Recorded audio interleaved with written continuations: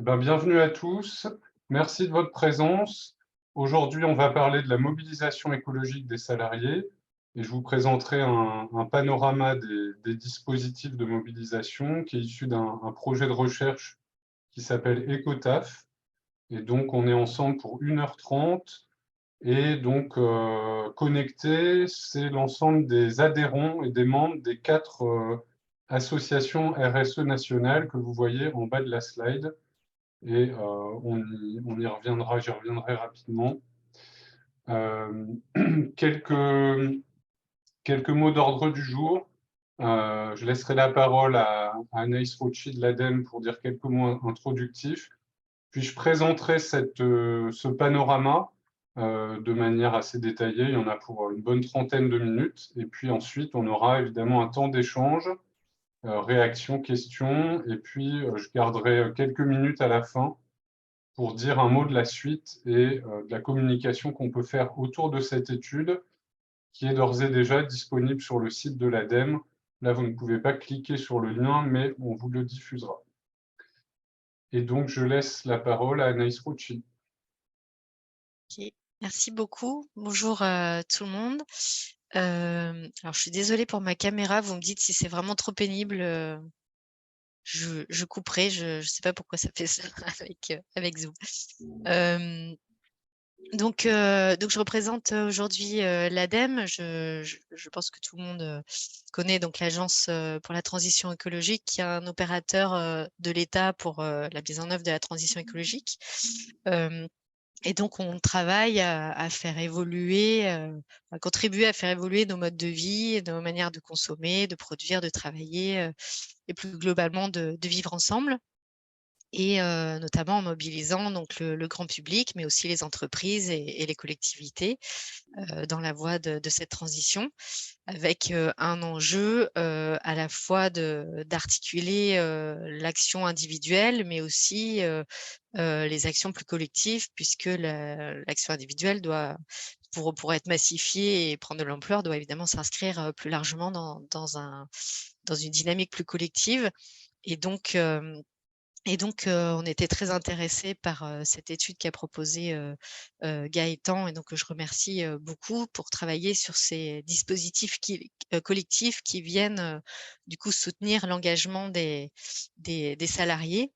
Et donc sur cette articulation finalement entre la mobilisation des salariés et la transformation de l'entreprise, puisqu'il y a aussi un enjeu à pouvoir à la fois explorer l'engagement des salariés à travers des éco-gestes au travail, mais aussi d'aller plus loin en faisant aussi bouger l'organisation dans ses modes de fonctionnement, de production, voire de modèles d'affaires même pour la rendre compatible avec les enjeux de transition écologique.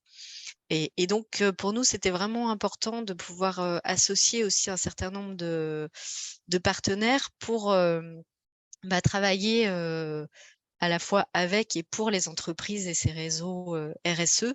Et donc, pour que les enseignements de cette étude vous soient directement utiles et appropriables, et pouvoir, à la fin de cette étude, dégager des pistes d'action directement pour l'entreprise. Et donc, on est vraiment ravis d'avoir pu réunir le PE, le C3D, l'ORS et A4MT. Donc en tant que partenaire autour de cette étude, c'était vraiment très important pour nous, et on est ravis de pouvoir vous présenter ces premiers résultats aujourd'hui. Voilà, pour faire Merci rapide, Anaïs. Gaëtan, je te redonne la parole. Très bien, merci Anaïs. Donc simplement pour redire un mot de remerciement aussi à ces 4 partenaires, le C3D, dont le président est Fabrice Bonifay, Entreprise pour l'environnement, avec Claire Tutenuy comme déléguée générale, l'ORS avec Hélène Valade et A4MT avec Laurent Morel. Voilà, 4 associations RSE d'ampleur nationale qui finalement là sont pour la première fois réunies et mettent en commun leurs ressources autour de cette étude, donc avec un engagement à la fois financier en termes d'expertise, de réseau, et on le voit aujourd'hui, de réunir ces 4 associations, ça permet aussi d'avoir une large audience pour ce webinaire. Alors, pour en venir au cœur du sujet et rappeler finalement les les objectifs qui sont ceux du projet Ecotaf, donc qui est un projet de recherche appliquée en sociologie. Pour partir de la petite histoire de la création de ce projet, en fait, en 2018, j'ai fait une première étude sociologique sur l'engagement écologique des salariés qui m'a amené à caractériser la figure du transféreur. Hein, donc ce salarié qui s'appuie sur un engagement personnel et des pratiques domestiques compatibles avec l'écologie pour les introduire dans le cadre de son travail, voire changer l'organisation, ou en tout cas chercher à changer l'organisation. Et donc, à cette époque, hein, donc il y a 5 ans maintenant, on en était plutôt, on va dire, à l'étape du signal faible avec ces initiatives individuelles. Et en 5 ans, évidemment, ce phénomène de l'engagement écologique des salariés, il a beaucoup avancé, et notamment, il s'est structuré. Et c'est ce que j'avais envie de saisir dans cette étude, cette structuration sociale actuelle du phénomène de l'engagement écologique des salariés qui passe par des dispositifs dont on va très largement parler aujourd'hui. Et donc, le but de ce projet, c'est de décrire ces dispositifs, d'en proposer une typologie, de cerner aussi les effets qu'ils peuvent avoir sur les salariés, de bien comprendre comment ils s'articulent avec les démarches qui sont menées par les entreprises, et donc notamment les démarches RSE, et puis également tous les impacts en termes de transformation organisationnelle. Et la finalité, Anaïs l'a dit, c'est aussi de dégager des pistes d'action, à la fois pour les entreprises et les pouvoirs publics. Hein. Finalement, on est face à un phénomène assez nouveau, et donc voilà, donner des billes pour savoir comment avancer avec les salariés, avec ces dispositifs. Donc, c'est un projet dans lequel il y a 3 grandes phases. La première est terminée et je présente les résultats aujourd'hui. Donc, c'est un panorama des dispositifs existants. La deuxième est en cours. On se concentre sur 4 dispositifs emblématiques et on va voir côté entreprise comment ils sont appropriés à la fois par les salariés, les responsables RSE. J'en redirai un mot à la fin. Et puis, également une troisième phase plutôt à l'automne de valorisation avec des ateliers et puis un événement public. Alors, si on se centre maintenant sur ce panorama des dispositifs de mobilisation, l'objectif, c'était à la fois de rendre intelligibles tous ces dispositifs, parce qu'aujourd'hui, on est face à un foisonnement, hein, donc du coup, avoir un peu des points de repère, finalement. Essayer aussi de commencer à comprendre les mécanismes hein, d'activation des salariés qui sont utilisés par ces dispositifs, et puis également un objectif plus méthodologique. Hein, on voulait déjà faire un premier repérage pour ensuite une phase plus approfondie sur 4 d'entre eux qui donc est en cours aujourd'hui. Alors, qu'est-ce qu'un dispositif de mobilisation écologique des salariés? On a retenu 4 critères de définition qui sont aussi du coup des critères de sélection hein, sur des dispositifs sur lesquels on a travaillé. Donc, d'abord, c'est des dispositifs externes à l'organisation, aux entreprises. Il ne s'agit pas uniquement des démarches internes de la RSE. C'est aussi des dispositifs qui s'adressent aux salariés et pas spécifiquement aux dirigeants. Hein, il en existe d'autres, mais là, on s'intéresse à ceux qui portent sur les salariés. Des dispositifs qui s'intéressent à la transition écologique, même si ce n'est pas exclusif, et puis des dispositifs qui concernent les entreprises privées. On a écarté des dispositifs qui mobilisaient uniquement des administrations ou des collectivités. Et donc, une première étape en termes de méthodo, ça a été de faire un inventaire. Hein, et donc là, vous en voyez le résultat sur cette slide. On avait repéré initialement 33 dispositifs, et puis au fur et à mesure des entretiens, sont venus s'en ajouter 16, et ce n'est pas exhaustif. Je pense qu'on pourrait encore le compléter, cet inventaire. On a sélectionné 12 dispositifs parmi cet inventaire. Ils sont à gauche. Hein, donc, je vais les citer. Les collectifs, Printemps écologique, Réseau FEB, Conversation carbone, Mon atelier éco-frugal office, Atelier d'automne, Éco-salarié, Bureau à énergie positive, Énergique, l'ACA, Ticket for Change et Vendredi. Donc, je suis sûr que vous en connaissez certains, mais j'espère pas tous. Et Donc, ce qu'on a fait, c'est que sur ces 12 dispositifs, on a fait un entretien approfondi avec le porteur. Donc, ce qu'on a appelé le porteur, c'est une personne en capacité de représenter le dispositif, hein, et donc notamment le fondateur ou un chargé de communication. Et je répondrai à Karine sur la fresque du climat dans quelques instants. On a également analysé des documents qui étaient disponibles au sujet de ce dispositif, soit parce qu'ils nous avaient été envoyés par le porteur ou des documents publics. On en a tiré 2 types de livrables.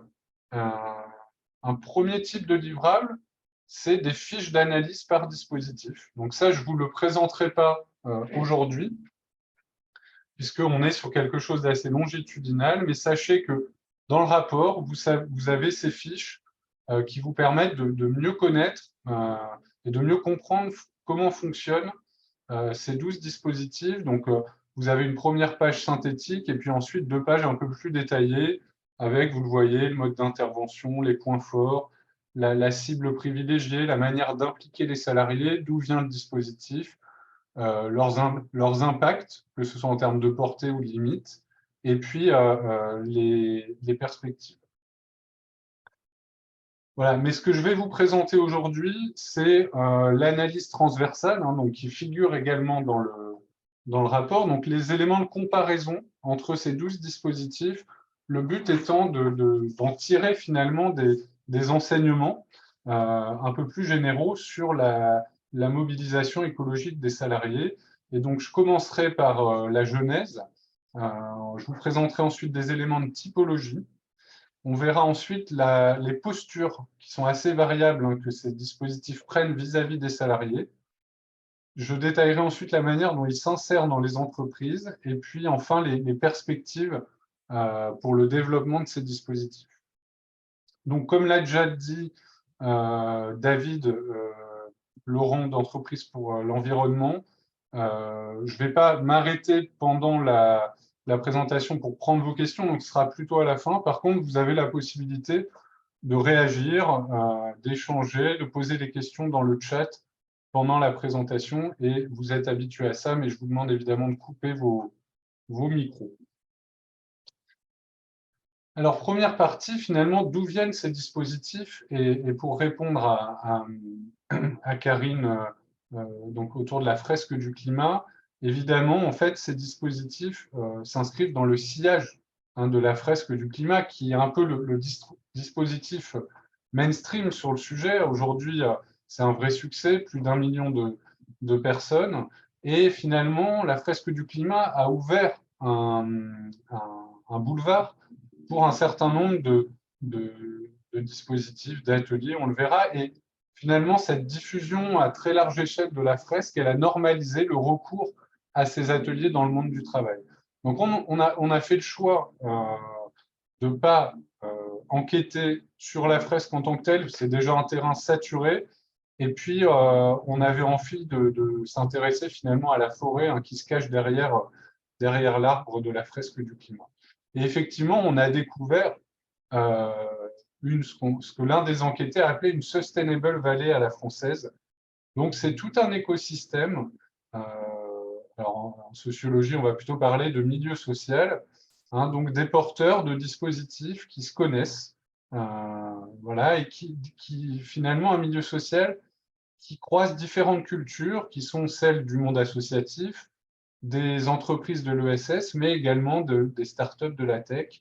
Hein, et on a un événement qui a eu lieu en mai 2022, les rencontres de l'écologie et du travail, qui a un peu cristallisé cet écosystème. On a repéré 3 grandes logiques de création de ces dispositifs.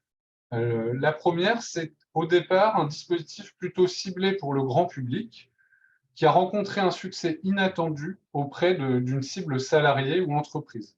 Et dans ce cas-là, les porteurs se sont dit, voilà, créons une version adaptée, ou en tout cas ouverte aux entreprises. Deuxième logique de création, c'est des projets associatifs qui ont réussi, qui ont muté, donc typiquement des plateformes qui pouvaient être au départ des projets de fin d'études, ou encore une association qui est devenue ensuite le syndicat Printemps écologique. Et on a enfin des initiatives plus individuelles de salariés, chacun dans leurs organisations, donc ceux que j'appelais les transféreurs tout à l'heure, qui au départ étaient des initiatives isolées et qui ont fini par se structurer collectivement. Et donc ça, c'est typiquement le mouvement des collectifs. Alors voilà pour ce qui concerne la genèse. Et là, vous avez devant les yeux un diagramme qui représente un premier élément de typologie de nos dispositifs. Et donc, je les ai finalement positionnés, les 12 dispositifs, autour de deux grands axes. Donc, premier axe que vous voyez en vertical, c'est la cible. On a un certain nombre de dispositifs qui vont s'adresser aux entreprises, c'est-à-dire aux responsables, donc c'est ceux qui sont en haut, et d'autres qui vont plutôt passer en direct avec les salariés. Et donc, c'est ceux qui sont en bas. Et puis ensuite, on a des dispositifs, donc ensuite on a un autre axe horizontal qui est plutôt l'objectif qui est derrière le dispositif, l'objectif de mobilisation. Et donc on voit que les dispositifs se répartissent entre ce qui relève plus d'une transformation personnelle, individuelle, et ce qui relève davantage d'une transformation organisationnelle. Et donc là, on a un dégradé entre ce qui relève de l'engagement citoyen, des éco-gestes à domicile, éco-gestes au travail, des pratiques métiers et des modèles d'activité. Donc ce schéma, je vous demande de le garder en tête parce que ça va être un fil rouge dans le courant de la présentation. Deuxième élément de typologie, donc pour classer un petit peu finalement ce foisonnement de dispositifs, c'est 4 types qu'on a élaborés, donc qui sont des idéotypes, donc qui caricaturent finalement les positions des dispositifs, mais qui permettent d'y voir plus clair dans cette diversité. Parce que s'il y a bien un objectif commun à l'ensemble des dispositifs, et cet objectif, c'est le passage à l'action des salariés en matière de transition écologique, on va au-delà de la sensibilisation aux enjeux, on est vraiment dans comment inciter à l'action. En revanche, il y a une diversité dans les manières de faire. Et donc, 4 grands types, avec un premier qu'on a appelé les ateliers, qui s'appuie sur le groupe de pairs. Et donc, c'est typiquement 2 tonnes, mon atelier éco-frugal. Ça va prendre la forme de temps de rencontre en petits groupes, donc des groupes de salariés, avec un animateur qui peut être soit un animateur professionnel, mais qui va plus souvent être un salarié, qui va être parfois d'ailleurs formé comme facilitateur. Et donc, dans les ateliers, la stratégie d'activation, ça va être la dynamique du groupe qui va se créer autour du partage d'expériences, de bonnes pratiques, d'une certaine émulation collective liée à l'interconnaissance qui se forme dans le groupe, et puis au sentiment d'appartenance au groupe qui va légitimer ensuite les salariés dans une action au sein de l'entreprise, dans leur service. Deuxième type de dispositif, ce sont les parcours. Et on les a appelés comme ça parce qu'au bout du parcours, il y a une transformation assez profonde et finalement, ces parcours sont en quelque sorte des rites de passage. Et donc là, on a par exemple Corporate for Change, qui vient de Ticket for Change, qui est un peu plus connu, Conversation carbone ou encore Bureau énergie positive. Et là, ces dispositifs prennent la forme de formation, d'accompagnement. Et en tout cas, ce n'est pas un atelier unique, c'est une suite de séquences avec souvent un travail à faire en parallèle. Et donc, pour cette raison, ça s'adresse plutôt à des salariés qui vont ensuite être relais parce qu'il faut déjà un certain engagement. Et donc là, la stratégie d'activation, c'est vraiment la transformation des individus avec souvent un travail émotionnel qui est au centre du dispositif, une montée en compétences également, et puis l'expérience de nouvelles méthodes de collaboration plus horizontales. Troisième dispositif, c'est le digital. Et donc là, le levier principal du digital va être la mise au défi. Donc c'est notamment l'ACA, c'est énergique ou vendredi par exemple. Et donc là, ça prend la forme de plateformes, d'applications, qui cette fois ne vont pas être uniquement proposées à des relais, mais plutôt à l'ensemble des salariés de l'entreprise, avec des leviers d'activation qui sont la gamification. Donc voilà, quand vous participez, vous gagnez des points. La compétition, et donc un classement entre services, entre entités, et également une certaine valorisation des pionniers qui vont ainsi pouvoir inspirer leurs collègues. Et quelque chose que j'ai trouvé particulièrement intéressant sur ce type de dispositifs digitaux, c'est la nécessité de valider numériquement des actions écologiques. Et donc, souvent, les plateformes demandent aux salariés des photos ou de répondre à des quiz pour valider finalement une certaine progression. Dernier type de dispositif, et qui n'est pas le dernier en termes d'importance, c'est ce qu'on a appelé les réseaux. Et donc, les réseaux, ils animent un certain activisme des salariés, et donc ça va être le réseau FEV, Printemps écologique ou les collectifs.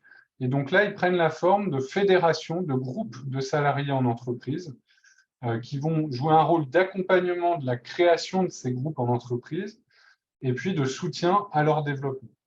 Et donc là, il y a vraiment une dimension politique à l'action de ces réseaux, et c'est ce qui va attirer les salariés. Des initiatives vont émerger dans le cadre de communautés de pairs à l'abri de la hiérarchie, du coup, et en inter-entreprise. On va aussi avoir des actions d'influence qui peuvent être faites à l'intérieur de l'entreprise, mais aussi passer par l'extérieur. Et puis, il y a aussi une promesse d'évolution de carrière derrière, dans une certaine mesure, en tout cas pour les plus impliqués. Je prends l'exemple du printemps écologique. L'enjeu, c'est bien d'avoir des représentants syndicaux, donc des personnes qui vont consacrer une partie de leur temps à cette activité. Voilà pour les éléments de typologie. Et maintenant, je vais détailler un peu plus les postures que prennent les dispositifs vis-à-vis des salariés. Et je l'ai dit tout à l'heure, il y a deux grandes entrées possibles pour toucher les salariés. Il y a des dispositifs qui vont passer par les responsables d'entreprise en leur promettant d'aider à mobiliser leurs salariés. Et donc là, évidemment, ils vont s'adresser à la RSE, mais ce qui est intéressant, c'est que pas seulement, il y a des dispositifs qui entrent plutôt par les DRH avec des questions de bien-être au travail, de marque employeur, etc. D'autres qui entrent plutôt par les directions de l'innovation, je pense à Corporate for Change, voire par les directions de la communication. Et pour les ETI et les PME, ça peut être directement via la direction générale. Et puis, on a d'autres dispositifs qui vont entrer par les salariés directement, et sans passer par l'entreprise en tant que telle. Évidemment, pas n'importe quel salarié, des salariés déjà sensibilisés, mais qui n'exercent pas une fonction RSE. Et donc là, comment est-ce qu'ils touchent finalement ces salariés?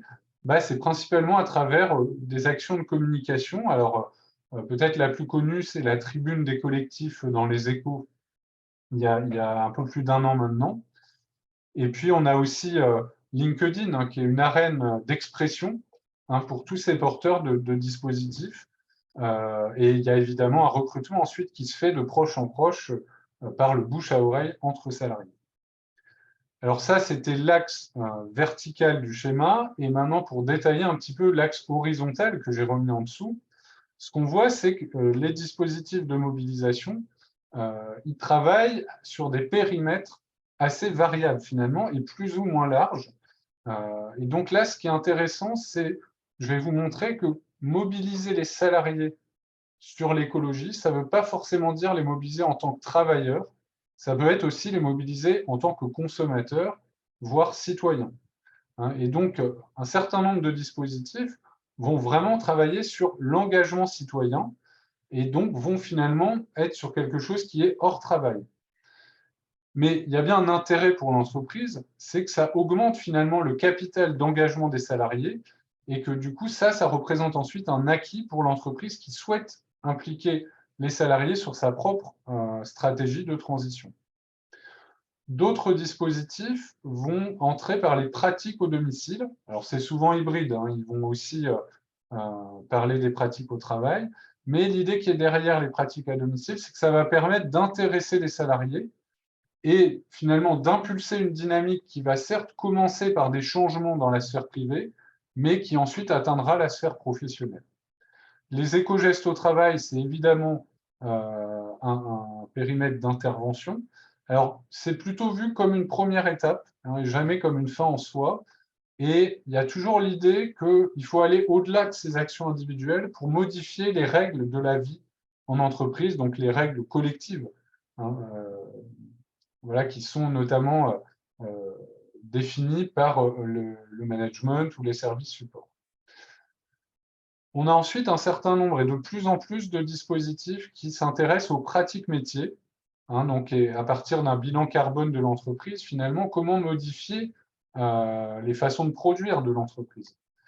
Et ça, c'est vraiment une nouvelle frontière parce que si quand on se limite, si je puis dire, aux éco-gestes au bureau, on peut réfléchir sur un contexte un peu standardisé, dès lors qu'on rentre dans les pratiques métiers, il y a vraiment un besoin de personnalisation assez profond des actions à mettre en place. Donc, ça pose un certain nombre de questions sur la manière d'agir de ces dispositifs. Et enfin, le modèle d'activité, dont le modèle économique fait partie, c'est aussi un objectif pour les dispositifs d'agir à ce niveau-là, mais ça reste encore difficile à interroger parce qu'on est sur des changements de long terme et également parce que là, on parle de dispositifs qui s'adressent aux salariés. Or, le modèle d'activité reste plutôt de la responsabilité des dirigeants. Toujours en termes de posture vis-à-vis des salariés, on va s'intéresser à la façon dont ils s'y prennent pour mobiliser les salariés. Et là, moi, j'ai été marqué par le savoir-faire qui s'est accumulé auprès de tous ces porteurs sur les modes d'implication des salariés. Et je précise là qu'il s'agit toujours d'implication basée sur le volontariat. Quand les dispositifs ou les entreprises imposent la participation, en général, ça échoue. Il y a deux grandes manières de mobiliser, deux grands objectifs de mobilisation. Il y a certains dispositifs qui sont plutôt sur ce que j'ai appelé l'intensification. Donc, c'est-à-dire, ils vont aller chercher des salariés déjà engagés et chercher à s'appuyer sur eux, à les outiller, à aller plus loin avec eux. Et donc, comment ils y accèdent? Via les responsables dans les entreprises qui vont aider dans la communication qu'ils peuvent faire sur le dispositif en leur proposant des kits, voilà, des systèmes de relance par mail, etc. En organisant un événement de lancement notamment. Donc, par exemple, le fondateur peut faire une conférence, on va inviter des associations, etc. Et à cette occasion-là, on va faire un appel à volontaires. Et puis, il y a des dispositifs qui diffusent en tant que tels des appels à candidature pour réunir un petit groupe de salariés. Donc, ça peut exister en inter-entreprise. Par exemple, un dispositif dans le sud qui s'appelle Éco-salarié l'a fait au niveau d'un territoire, où Corporate for Change, par exemple, diffuse des appels à innovateurs dans les entreprises. Deuxième grand objectif de mobilisation, c'est la massification. Et donc là, l'idée, c'est d'aller au-delà de ce premier cercle de salariés sensibilisés pour toucher le plus largement possible la masse salariale. Donc là, trois tactiques. Une première que Vendredi appelle la tactique des temps forts, mais qui est aussi utilisée par d'autres dispositifs. Là, il s'agit de concentrer la communication sur des moments clés pour susciter un élan collectif au niveau des salariés.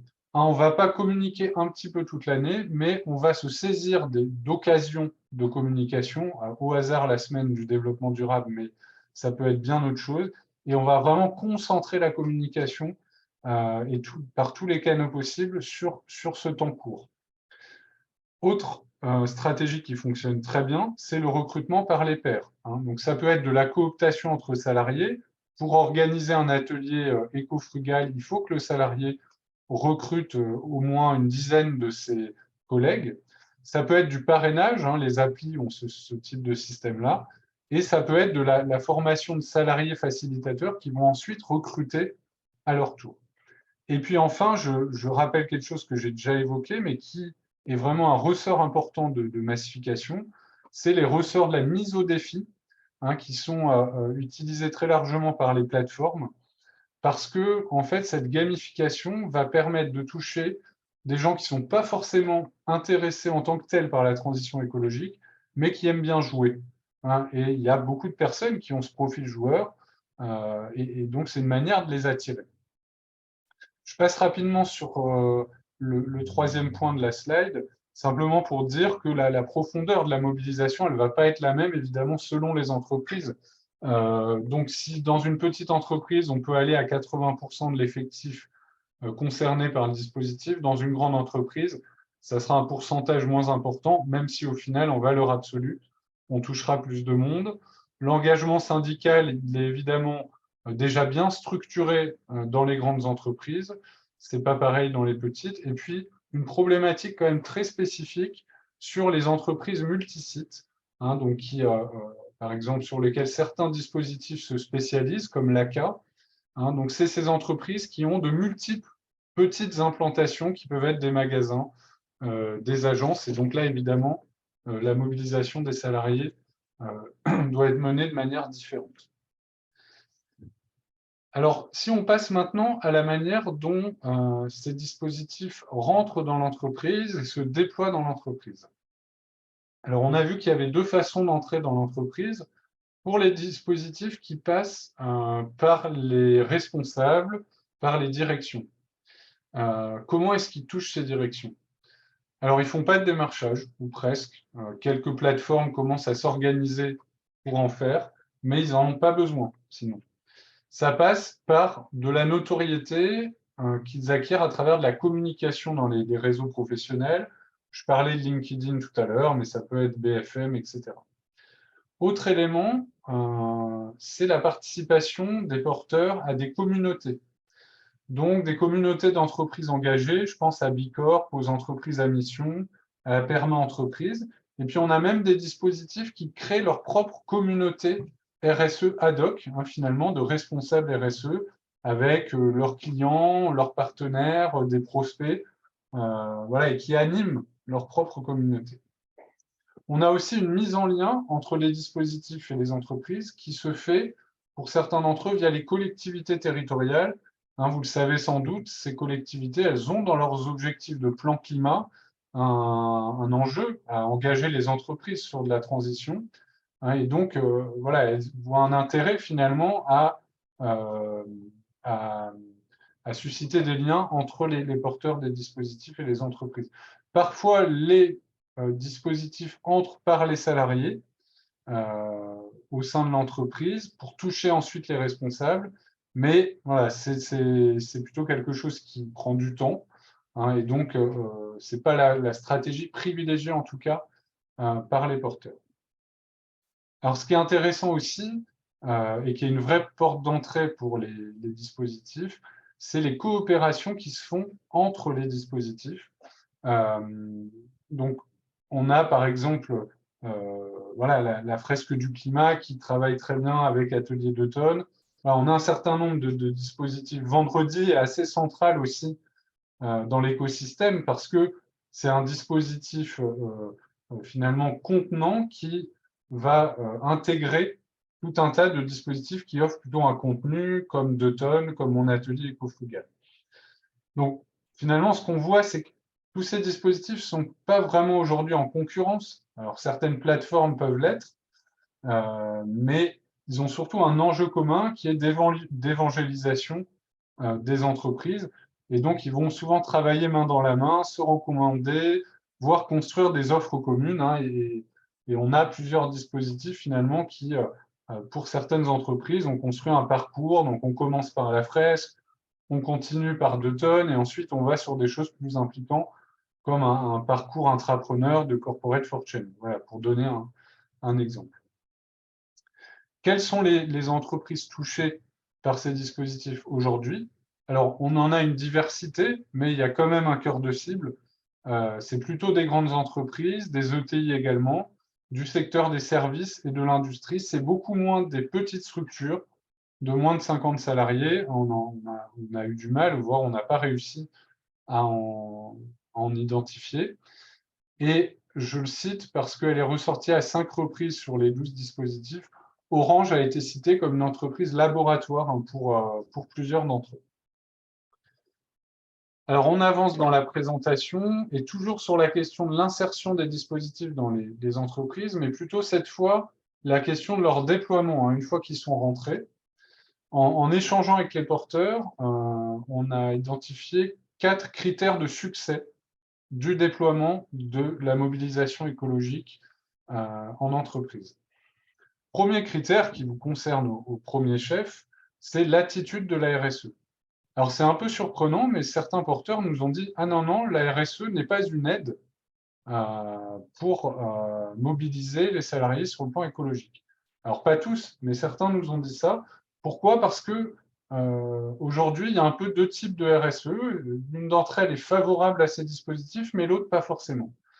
Alors la RSE ancienne école, c'est celle qui voit son métier comme la gestion des externalités négatives, qui est parfois un peu isolée dans l'entreprise, et pour qui s'adresser aux salariés, c'est prendre un risque, parce que voilà, ce n'est pas son cœur de compétences. Donc là, évidemment, c'est une RSE qui ne favorise pas le déploiement de ces dispositifs. Mais on a aussi une RSE nouvelle génération qui, là, voit son métier comme la réduction d'impact de l'activité, qui est placée au cœur de l'entreprise, avec notamment souvent une présence au COMEX, et puis qui, là, a bien compris qu'il fallait embarquer tout le monde dans cette transformation, et donc là, évidemment, est beaucoup plus favorable au déploiement de ces dispositifs.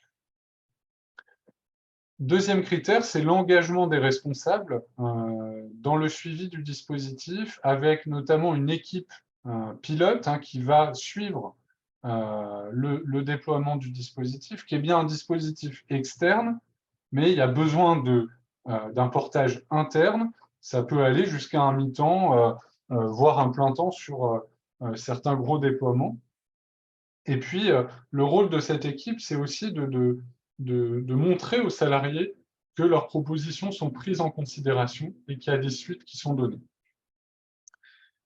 Troisième critère de succès, celui-là, il ne vous étonnera pas, c'est la présence de salariés engagés dans l'entreprise, qui va être du coup un tremplin pour un déploiement à la fois plus rapide et plus profond du dispositif. Et ce qu'on voit par ailleurs, c'est que le déploiement de ces dispositifs de mobilisation, ils vont avoir pour effet de normaliser la fonction d'ambassadeur RSE au sein des différents services, des différentes directions. Enfin, une question qui préoccupe beaucoup à la fois les porteurs et les salariés, les responsables RSE qu'on a commencé à interviewer dans la deuxième phase, c'est le temps, et je l'appelle même le crédit temps écologique, qui est alloué aux salariés pour participer à ces dispositifs. On voit que s'il n'y a pas un temps sur le temps de travail qui est alloué, il y a un essoufflement qui se fait. Donc, comment finalement les porteurs, comment les responsables arrivent aussi à négocier ce temps si précieux en entreprise pour que les salariés puissent s'impliquer dans ces dispositifs. Trois tactiques, c'est davantage des pistes. D'abord, l'implication du management intermédiaire. Donc, c'est, voilà, on va proposer aux managers de faire l'atelier d'automne avant de le proposer aux salariés. Et du coup, ça peut même devenir un outil de team building. Deuxième tactique, c'est requalifier ce crédit temps écologique comme un temps de formation. Et donc, il va passer sur ce budget-là. Et puis, troisième tactique, c'est accorder une décharge aux salariés, notamment les plus impliqués. Et donc ça, c'est par exemple ce qu'essaye d'obtenir le printemps écologique en ayant des élus syndicaux dans les entreprises. Alors, à quoi ça sert finalement, du point de vue de l'entreprise, ces dispositifs de mobilisation écologique? On a repéré 4 principales fonctions. La première, c'est de préparer les salariés à des décisions de l'entreprise et de faciliter leur réception. Donc, voilà, l'entreprise se prépare à présenter une nouvelle feuille de route RSE. Elle peut en amont mettre en place des ateliers, ce qui va du coup permettre une meilleure appropriation des décisions stratégiques. Deuxième fonction, faire remonter les propositions des salariés à la direction.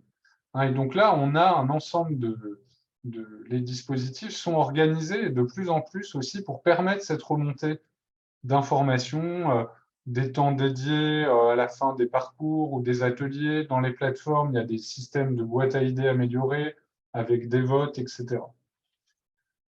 Troisième fonction, c'est de suivre et de stimuler la diffusion des actions écologiques dans tous les territoires de l'entreprise, parce que l'entreprise, elle a de nombreux territoires et ce n'est pas facile pour les responsables RSE notamment d'avoir une vision finalement sur tout ce qui se fait localement. Et donc là, notamment, les plateformes sont des outils de reporting et de pilotage assez puissants sur cette fonction-là. Et enfin, faciliter l'émergence de groupes de salariés engagés. Et de groupes, ce qui est important, c'est que ces groupes vont être identifiés par l'entreprise, en partie grâce au déploiement de ces dispositifs. Et il y a une relation de collaboration qui va se mettre en place entre ces groupes et la RSE notamment. Alors, dernière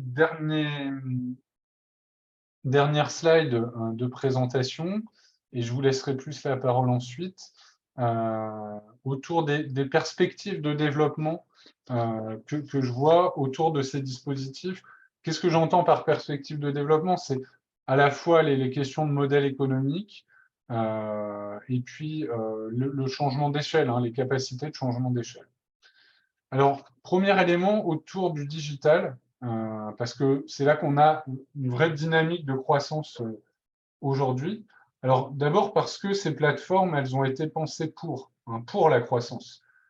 C'est dans leur ADN finalement, parce que c'est des startups, voilà, et elles ont un modèle économique qui permet d'accompagner cette croissance avec un système d'abonnement qui fait que quand une nouvelle entreprise voilà, s'inscrit, ça permet d'avoir des ressources derrière.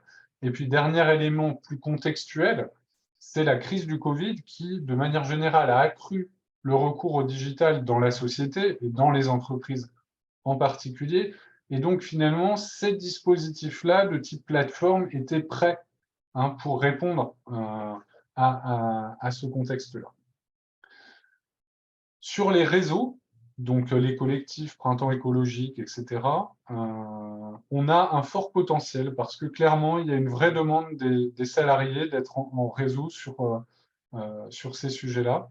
Mais ce potentiel est un peu plombé par des questions d'organisation et notamment une sous-capacité chronique. Alors, concrètement, il n'y a pas d'argent. Au départ, ils ont été financés souvent par des subventions dans le cadre d'appels à projets, mais voilà, ça s'arrête à un moment. Et donc, c'est des modèles qui fonctionnent sur du bénévolat par des gens qui sont en général déjà impliqués dans leur entreprise et qui, en plus, vont s'impliquer dans le réseau. Et donc, ça fait finalement 3 journées de travail à mener de front. Et donc, comme voilà, c'est toujours un peu les mêmes personnes, évidemment, qui s'impliquent, voilà, on touche vite une limite. Donc, aujourd'hui, voilà, la question se pose des sources de financement de ces réseaux, mais ce n'est pas évident parce qu'évidemment, ils tiennent à leur indépendance vis-à-vis des entreprises. Et donc, voilà, par exemple, le Printemps écologique cherche à développer l'adhésion, les cotisations syndicales, mais sur un public de jeunes qui manquent de culture syndicale, ce n'est pas évident. Sur les ateliers et les parcours, je vais les traiter ensemble pour parler à la fois des contraintes à leur développement, mais aussi des opportunités. En termes de contraintes, on voit que pour ces ateliers et ces parcours, la croissance n'est pas toujours une priorité. Certains restent très personnalisés autour de leur fondateur, d'autres se vivent plus comme une expérimentation à une échelle locale ou pour une cible particulière, mais n'ont pas pensé le coup d'après, si je puis dire. Et puis d'autres assument une autolimitation, voilà, en voulant rester sur l'innovation et pas forcément se déployer à trop grande échelle.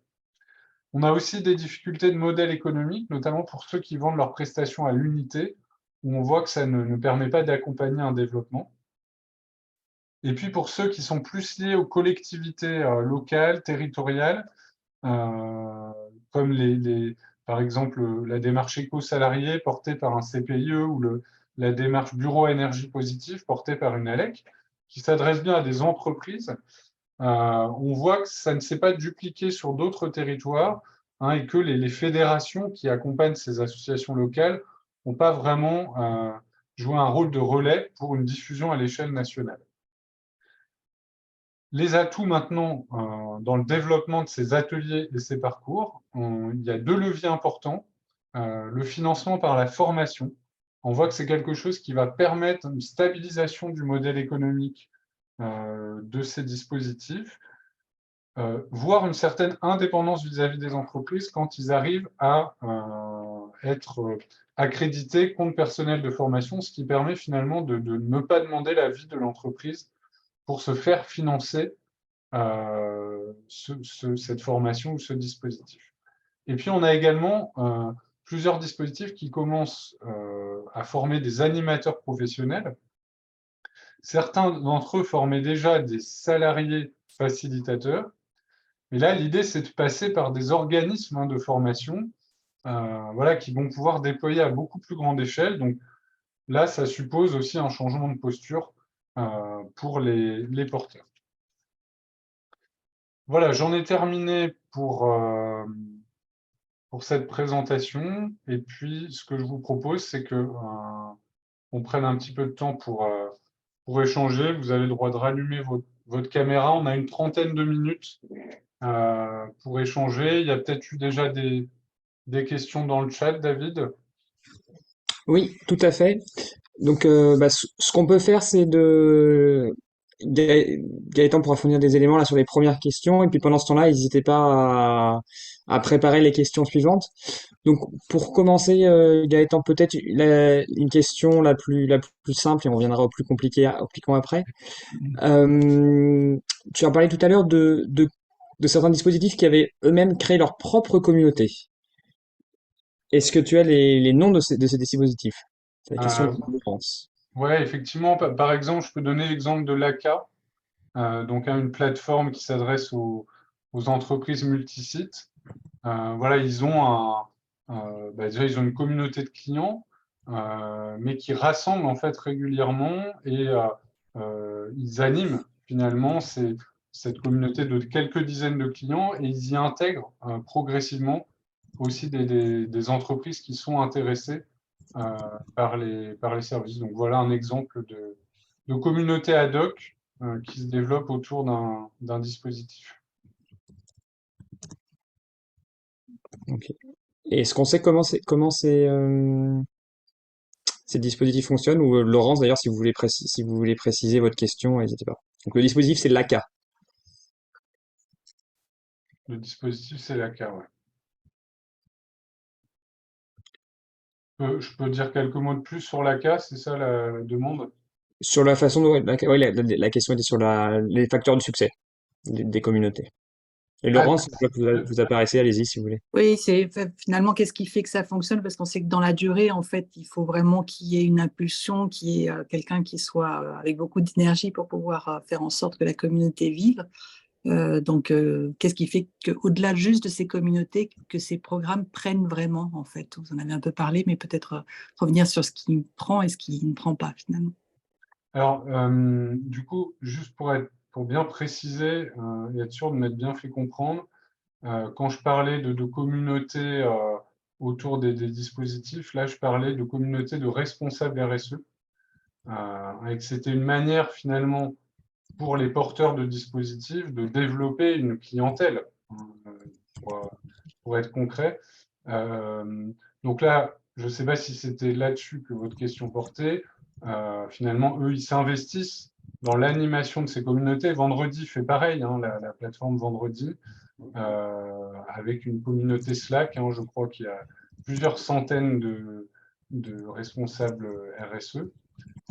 Parce que finalement, c'est ce qui leur permet de développer voilà, et de trouver des clients, des entreprises. Après, c'est autre chose, la manière dont, si votre question portait sur les communautés internes aux entreprises d'ambassadeurs RSE, c'est ça, Laurence? Oui, c'est ça.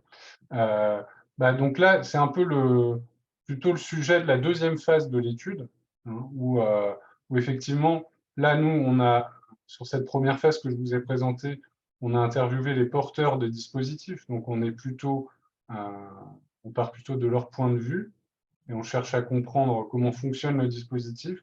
Dans la deuxième phase de l'étude, on va regarder côté entreprise, hein, les effets de tout ça, et donc en interrogeant à la fois des responsables RSE et des salariés qui sont impliqués là-dedans.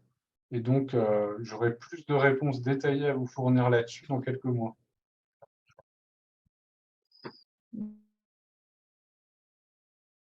Ok. Moi, j'avais Merci une Gaëtan. question, je la pose. Peut-être maintenant, Non, mais Juste pardon, c'est Agnès. on va finir les gens qui étaient dans le stat, qui avaient posé des questions dans le chat, Ah, Agnès, on revient juste après. Pour essayer de synthétiser ce qui était posé. On a eu plusieurs questions sur le rôle des RH, Ouais. en particulier par rapport à l'équipe RSE. On sait que c'est voilà, tu as insisté tout à l'heure sur le rôle des premiers. Quitte de second, on sait que dans l'engagement, ils peuvent parfois être impliqués, notamment au-delà de la transition écologique. Également la question sur les GPEC, je ne sais pas si c'est un point qui a été mentionné. Alors, le GPEC, je ne sais pas ce que c'est, donc si la personne C'est peut... la gestion prévisionnelle des emplois et des compétences, donc on est plus sur des enjeux cœur de métier. Alors, le terme n'est pas sorti dans les entretiens, ce qui est quand même déjà un indicateur. Sur les RH, donc, effectivement, c'est pour certains dispositifs un point d'entrée. Il n'y a pas toujours un point d'entrée RSE. Par contre, ce qu'on voit, c'est que les RH sont toujours présents aux côtés de la RSE, notamment pour donner accès aux salariés. Et donc, quand il s'agit, par exemple, voilà, de déployer 2 tonnes à grande échelle dans l'entreprise, ou de mettre en place un challenge environnemental comme celui que propose Énergique, bah, il va falloir déjà concrètement pouvoir communiquer auprès des salariés via les adresses mail ou d'autres modes de communication. Et donc là, il y a de toute façon, autour du déploiement de ces dispositifs, des partenariats qui se font entre RH et RSE en interne. Merci. Merci beaucoup. Agnès, si vous voulez du coup commenter. oui, tu sais, je me dis, derrière la fresque du climat, on sait qu'il y a Carbone 4, le chiffre, qu'il y a une validation scientifique des données qui sont partagées. Je me demandais si c'était un axe qu'on avait exploré. Je me souviens plus si c'était le cas au démarrage du projet. Est-ce qu'on se préoccupe aussi de savoir si le matériau qui est partagé via ces dispositifs est validé, tu vois, scientifiquement par des experts ou par l'ADEME ou par je sais pas qui. Ouais. Merci pour cette question. Il me semble que les dispositifs se positionnent de manière assez différente sur ce sujet-là. On a des dispositifs comme 2 tonnes, par exemple, qui vont avoir une démarche de nature scientifique avec un chiffrage très précis des impacts carbone, des différentes actions, etc. Et donc, j'ai envie de dire, le cœur du réacteur de ces dispositifs, c'est justement une capacité à mesurer les impacts. Et donc, il y a souvent une démarche scientifique qui est derrière. D'autres dispositifs vont plus relever de l'animation, de l'échange, de bonnes pratiques, sans forcément avoir pour ambition de donner des connaissances, je veux dire, validées scientifiquement. Mais ce qu'on voit, c'est que souvent, effectivement, tu parlais de validation par l'ADEME, en tout cas, les études et les productions de l'ADEME sont massivement utilisées dans le cadre de ces dispositifs. Et d'ailleurs, je pense que c'est intéressant pour l'agence qui cherche souvent à toucher le plus largement possible la population. Je pense que ces dispositifs-là sont une manière finalement de diffuser aussi ces connaissances-là. Mais en fait, je ne m'étais pas réellement posé cette question, donc je la garde bien en tête pour la suite du travail.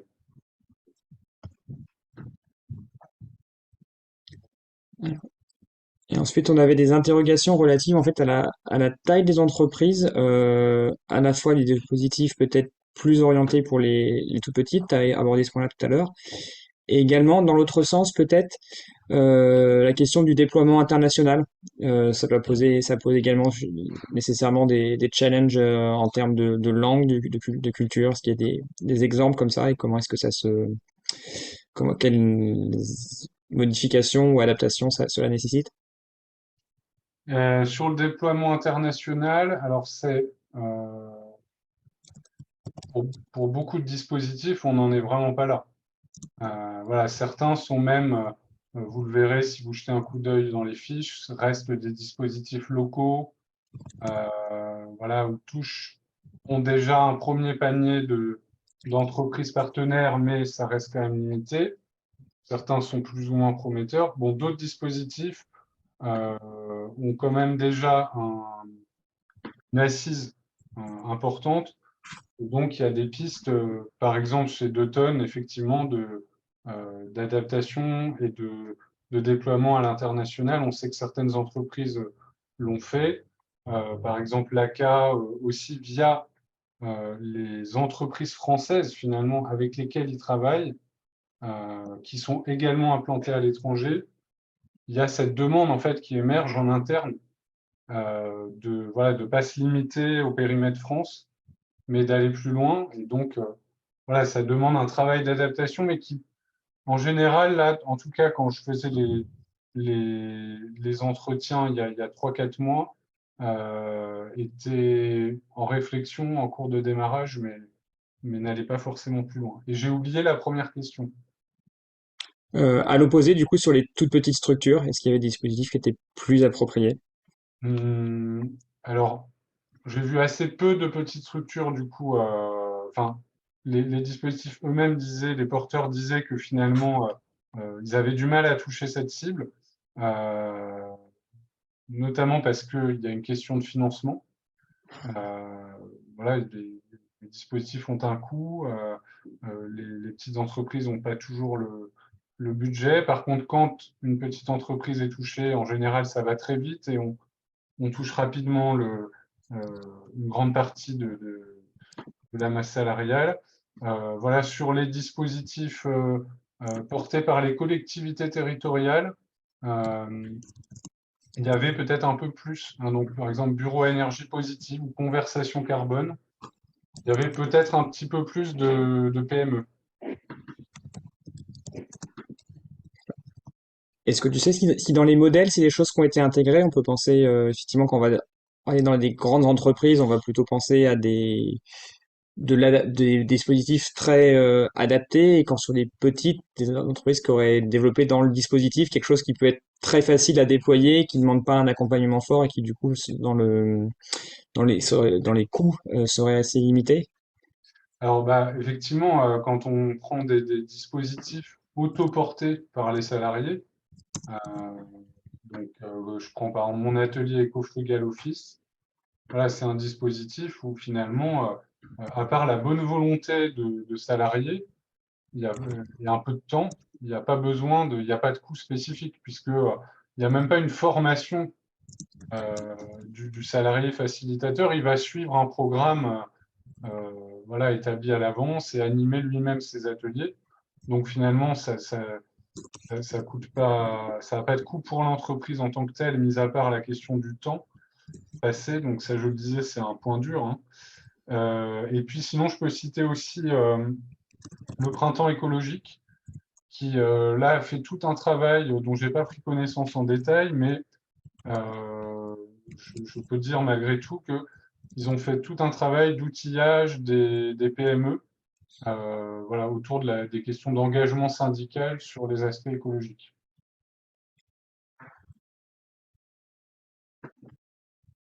Ok.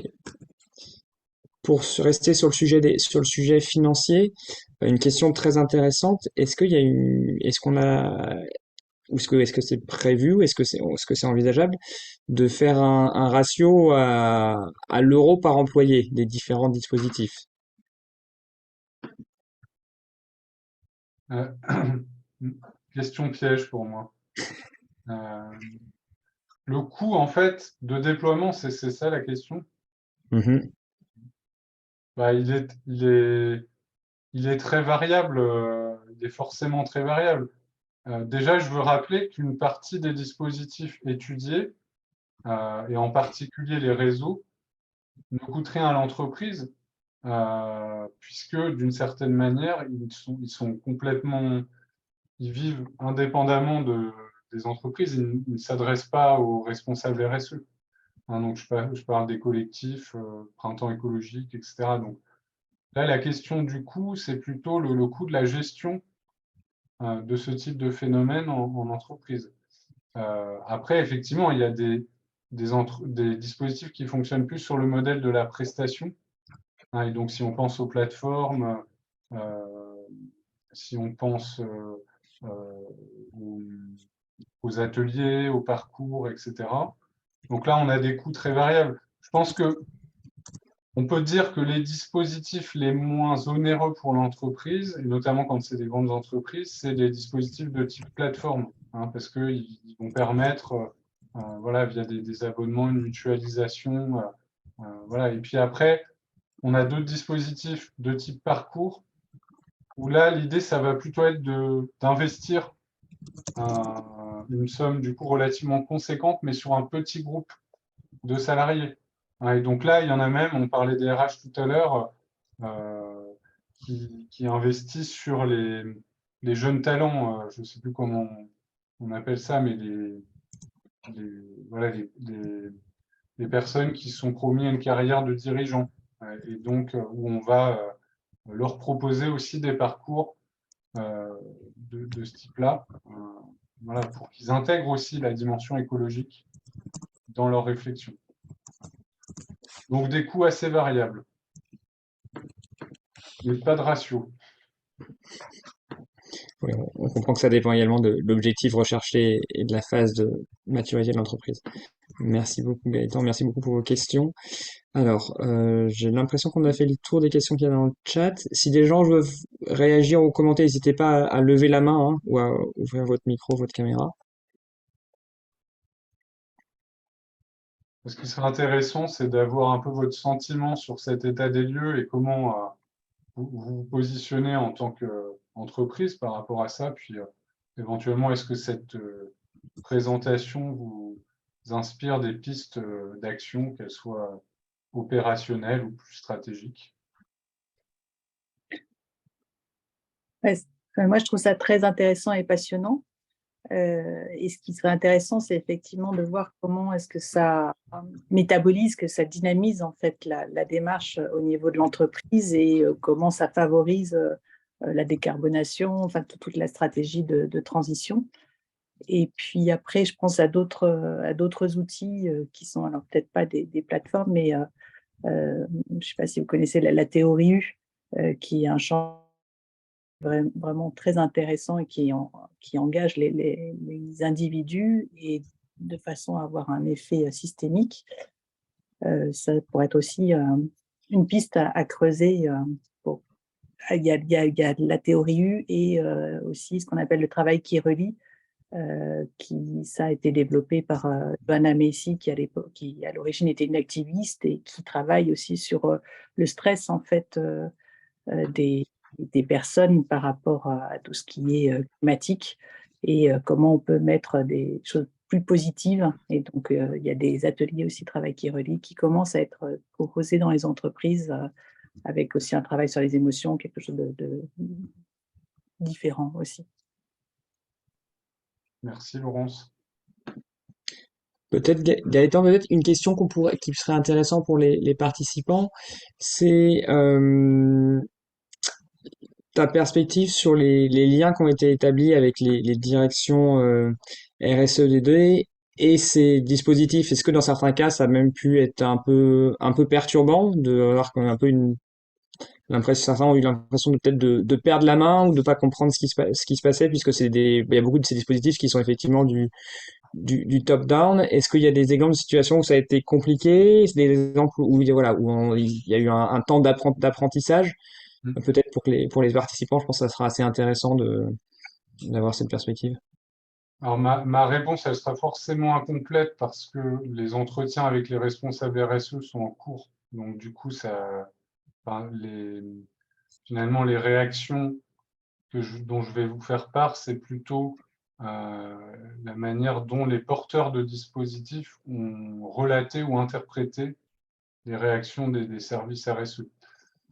Mais donc, il y a bien cette distinction qui a été faite entre, en gros, des RSE déjà installés depuis un moment, notamment dans des grands groupes, parce qu'ils avaient des obligations légales depuis longtemps, dans un certain mode de fonctionnement, et qui ont pu être effectivement perturbés par ces dispositifs, par l'arrivée des collectifs, du printemps écologique, etc. Voilà, donc ça, effectivement. Mais après, ce que disent aussi les porteurs, c'est que finalement, ces dispositifs participent d'un changement de paradigme de la RSE, qui aujourd'hui, effectivement, ne se tourne plus uniquement vers la direction, le rapport RSE avec un certain nombre d'enjeux liés aux actionnaires, etc., mais s'ouvre à l'ensemble des salariés, cherche à embarquer globalement l'ensemble des salariés. Et d'une certaine manière, ce que je suis en train de constater dans les entretiens là, qui sont en cours avec les entreprises, c'est que pour beaucoup, en fait, ces dispositifs accompagnent la création même de la fonction RSE dans un certain nombre d'entreprises. Au sens où, oui, certes, la RSE était déjà bien installée dans les grands groupes, mais dans beaucoup d'entreprises, y compris d'entreprises relativement importantes, cette RSE n'existait pas ou restait assez faible finalement. Hein, et donc, là, on a aujourd'hui une montée en puissance de cette fonction dans les entreprises qui devient de plus en plus importante, qui prend du pouvoir aussi, qui change de place dans l'organigramme, qui a de plus en plus de ressources, et donc qui va venir chercher aussi ces dispositifs comme des outils pour animer une relation avec les salariés qui n'existe pas puisque la fonction n'était pas présente, et parce que ça permet aussi de créer, d'entretenir cette relation sans forcément avoir déjà un personnel important. Voilà, les ressources de ces responsables RSE, de ces entités RSE sont toujours relativement réduites. Hein, et donc, notamment, voilà, dans un fonctionnement plus transversal, comme je l'ai dit, ces dispositifs vont aider à construire un réseau d'ambassadeurs au sein de l'entreprise. Très bien, très clair. Merci. Alors, on avait une question d'ordre méthodologique également qui est apparue sur des discussions, ça fera écho à certaines discussions qu'on a eues en copil sur la sélection des dispositifs. Oui, comment ils ont été sélectionnés, c'est ça? Voilà, et ceux qui n'ont pas été gardés. Voilà. Oui, bah, effectivement, en fait, c'est toujours un choix un peu frustrant, voilà, parce que on aimerait aller voir, surtout dans ce genre de sujet assez exploratoire, on aimerait aller voir un peu tout le monde. Justement, le choix est fait de ne pas aller voir tout le monde. Pourquoi? Bah, parce que ça permet aussi d'approfondir. Voilà. Effectivement, on aurait pu aller voir les 30 dispositifs qu'on avait identifiés, mais on n'aurait pas pu approfondir autant. Et vous le verrez, les fiches qui sont dans le rapport, voilà, sont assez approfondies et on voit bien comment fonctionne chaque dispositif. On n'aurait pas pu avoir ce niveau de détail si on était resté à une approche superficielle. Donc, on a choisi de travailler sur un petit nombre de dispositifs, une douzaine. Donc, finalement, une fois qu'on avait passé au tamis des critères qui sont externes à l'entreprise, s'adressant aux salariés et pas aux dirigeants, parlant de la transition écologique, ça permet déjà de réduire bien. Ensuite, on a fait un choix en comité de pilotage qui était de regarder les dispositifs qui s'adressaient d'abord aux entreprises privées. Et donc, ça nous a permis d'en éliminer un certain nombre encore. Et puis ensuite, deux autres critères dont je peux parler, qui sont d'une part d'avoir une diversité dans le type de dispositif. Voilà, on ne voulait pas que des plateformes ou que des ateliers. Alors, on n'était pas encore capable, au moment où on a fait le choix de raisonner de manière aussi précise que je l'ai faite là sur les types de dispositifs, mais on voyait bien qu'il y avait des dispositifs de nature différente, donc on voulait garder cette diversité-là. Et puis après, peut-être dernier élément de réponse, c'est on est allé sur des dispositifs qui étaient encore actifs, sur lesquels il y avait un potentiel. Voilà, il y en avait un certain nombre qui étaient un peu en sommeil, où on ne savait pas trop quelle était l'ampleur. Notamment, on a on avait défini un critère qui vaut ce qui vaut, hein, qui n'est pas absolu, mais on regardait le nombre d'abonnés aux pages LinkedIn de chaque dispositif. Ça nous permettait de voir si on avait affaire à quelque chose de minuscule ou qui suscitait une adhésion, un intérêt plus large. Voilà sur le choix des dispositifs. Alors, je vois qu'il y a des gens qui commencent à partir un petit peu. Peut-être Gaëtan, ça peut être intéressant de donner un petit aperçu sur les prochaines étapes pour que les gens aient ça dans leur radar. Je repartage mon écran. Voilà. Donc, du coup, quelques éléments effectivement autour à la fois de la communication sur l'étude et puis des suites. Donc déjà, voilà, il y a cette première phase qui a été publiée. Les livrables sont sur la médiathèque de l'ADEME. Donc on cherche à en faire la publicité et vous pouvez vous en emparer, les relayer évidemment dans vos canaux. Et je pense que ces livrables, ça peut être aussi une matière première hein, pour vous, pour des éléments de stratégie sur, voilà, sur quel dispositif s'orienter. Et puis, donc, il y aura également un replay de ce webinaire, puis je ferai aussi une série de posts LinkedIn donc, à relayer si vous le souhaitez. Vous pouvez d'ores et déjà noter une date qui n'est que prévisionnelle. Ça serait un événement final en présentiel de restitution, notamment de cette deuxième phase dont je vais vous parler maintenant, qui aurait lieu le 11 janvier 2024 au matin, et donc très probablement en région parisienne. Et donc, dans cette étude, il y a cette première phase de panorama qui a donné l'analyse que je vous ai présentée et puis les fiches. Et puis là, on a entamé donc une deuxième phase où on enquête cette fois auprès des entreprises et des salariés qui participent à ces dispositifs, des entreprises touchées par ces dispositifs qui les ont déployés. Et donc pour ça, en fait, on a réduit encore la focale, et c'est toujours un enjeu d'approfondissement. Et donc là, on a choisi 4 dispositifs qui sont les collectifs, Deuton, Corporate for Change et l'ACA. Et donc évidemment, là aussi, on a dû discuter en comité de pilotage sur le choix, mais l'idée, ça a été d'aller voir des dispositifs qui correspondent à des types différents, hein. Donc le réseau pour les collectifs, l'atelier pour Deuton, le parcours pour Corporate et la plateforme pour l'ACA. C'est des dispositifs qui marchent bien aujourd'hui, hein, et donc c'était aussi intéressant pour ça. Et donc finalement, dans cette deuxième enquête, on va voir cette fois du côté entreprise, on va interroger les responsables RSE et puis les salariés, et on prévoit aussi des temps d'observation, de réunions, d'ateliers, voilà, pour compléter les entretiens. Donc ça, c'est une enquête qui est en cours. Voilà, les entretiens vont là se terminer courant mai. Et donc ensuite, il y aura une phase d'analyse des résultats, puis on produira des livrables un peu du même type, un rapport, une synthèse qui seront sans doute accessibles à l'automne. Et puis on rentrera dans une phase plus autour de la mise en action. Et donc là, il est prévu qu'on mène des ateliers avec les entreprises, les pouvoirs publics.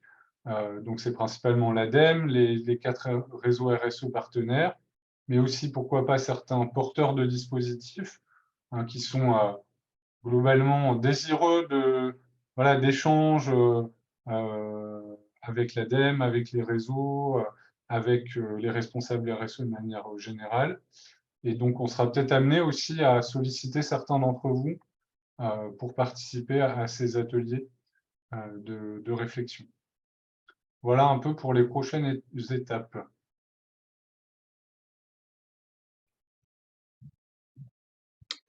Alors, quelqu'un demandait si le support sera communiqué. La présentation sera envoyée, ouais. Un mail récapitulatif avec effectivement la présentation, le lien pour accéder au rapport, etc.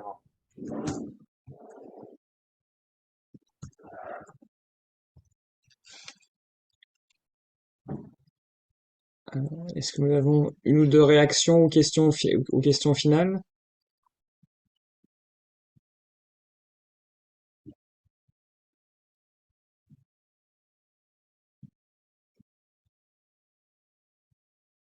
Bon. On voit les messages de remerciement s'accumuler dans le chat, donc je te propose de passer à la conclusion. Ben, non, ben, simplement pour remercier tout le monde de sa présence. Merci pour votre intérêt et puis on continue à vous tenir au courant de l'avancée de ce travail et des occasions à la fois d'en prendre connaissance et de participer à la suite. Je me permets juste, avant de terminer, bonjour, Célia Martin de l'entreprise Next City. Merci pour cette présentation, c'était très intéressant. Il y a peut-être un élément qui serait aussi pertinent à aborder pour peut-être la deuxième partie de cet atelier, c'est les risques en fait quand on anime une communauté, que ce soit en interne ou avec des prestataires. Moi, je suis chef de projet mobilisation, donc je suis en plein dedans et c'est vrai que je fais appel à des ateliers comme Éco-Frugal, la Fresque du Climat, Vendredi, Winabi, mais aussi sur la partie vraiment interne avec des challenges, presque de l'entrepreneuriat. Le risque, c'est de noyer en fait pas mal d'actions, que ce soit en interne ou en externe, sachant qu'il y a des ambassadeurs dans le pôle RSE, il y a aussi des référents et des ambassadeurs dans d'autres services, dans l'innovation, dans la qualité, dans les achats, etc. Et je trouve que le risque en fait, de démultiplier les actions et pas d'avoir vraiment un tronc commun serait assez pertinent à aborder. Merci pour ce témoignage.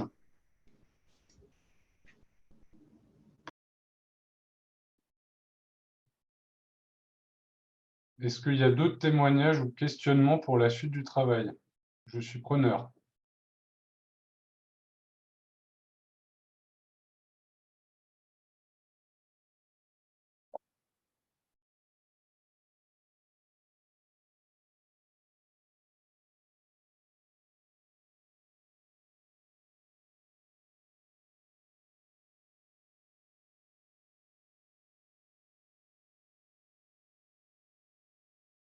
Et ben, du coup, s'il y a le silence, je pense qu'on peut s'arrêter là.